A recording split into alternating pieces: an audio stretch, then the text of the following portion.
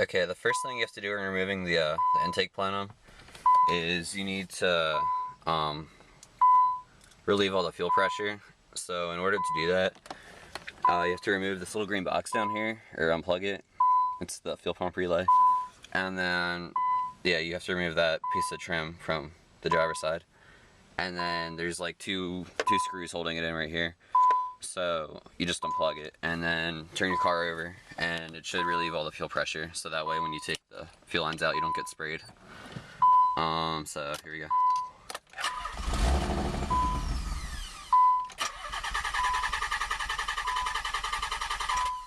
Alright, that should be good.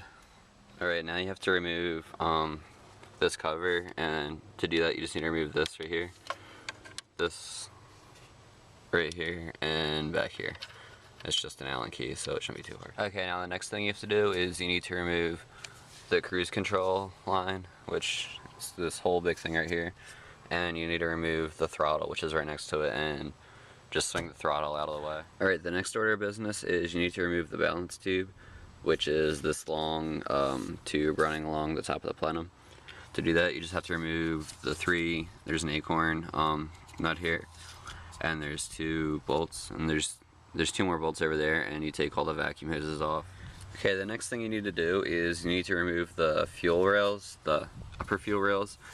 To do this, you just have to remove this, and then there's a couple miscellaneous bolts like along, holding it onto the plenum, like right there and up here. Okay, now that you have the fuel rails removed, you're going to have to remove all the coil packs. And to remove the coil packs, what you're going to have to do is you need to remove the coil pack plug, which it just pulls out on an angle. If you can get to it, it's kind of hard to do with one hand. Like that. See? And then you have to remove each of these bolts, and then there's 6 coil packs for each cylinder. So there's one there, there, and then the 3 on the other side. Also, you can do this anytime really, but just unscrew this. I just screw it back in so it doesn't get lost, and it frees up this whole thing because it was being held in place by the balance tube. Okay, the next thing you're going to want to do is you have to remove the intake hoses, which is this thing, and it's that right there. To do this, there's this style clamp on the throttle body, and then it's also down in there.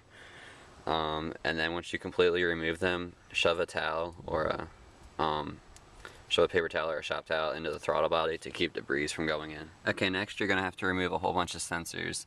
You're going to have to remove each of the injector connectors. They're all down.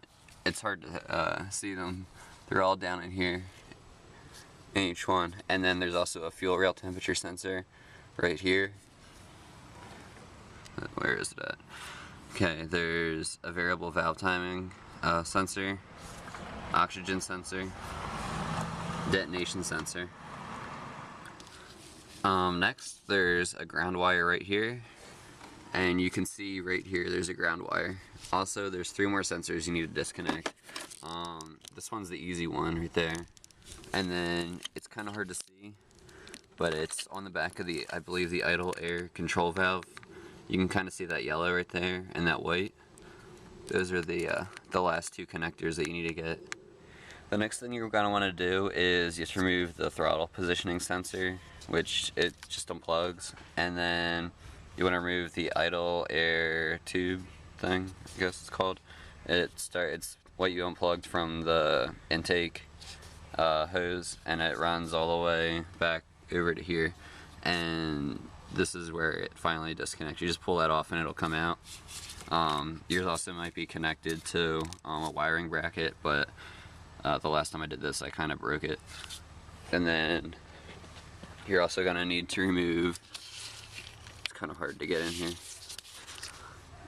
this vacuum hose. It goes like right here, it ends literally right there, and there's one on the other side too. The next step, you remove these 2 fittings from the plenum. I actually did this one before I removed the idle air tube because it made it easier to pull out.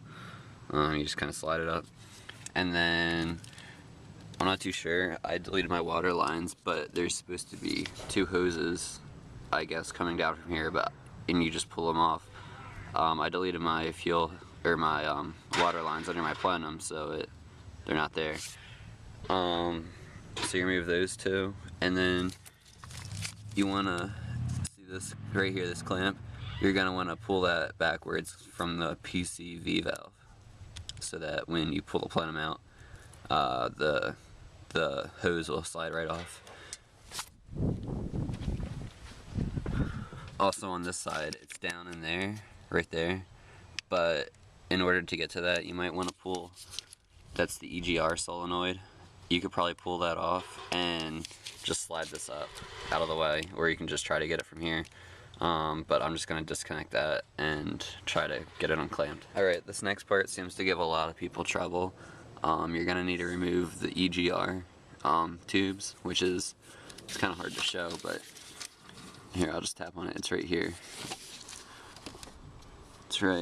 It's underneath the plenum. Let me see if I can get a good picture of it. Yeah, it's right there. You can see there, you need to remove this 10mm bolt, and there's another one on the other side, but you can see there's not a whole lot of room. I recommend using a 10mm stubby wrench to get to it. Okay, for that last step, if you use something like this, it might be a little bit easier to get some of the bolts undone, and then you can use the stubby wrench to fully loosen them, and then once they're you can just finger loosen them then.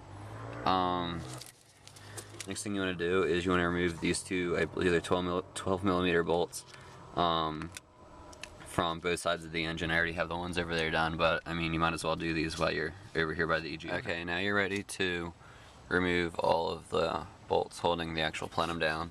I think there's 8 of them. There's one down in there, and then it just kind of is a crisscross across the plenum. This one actually is a bolt, but it's also threaded to hold another bolt into it, and then the plenum should come up. Yeah, so you can see I got it off. This is what it should look like.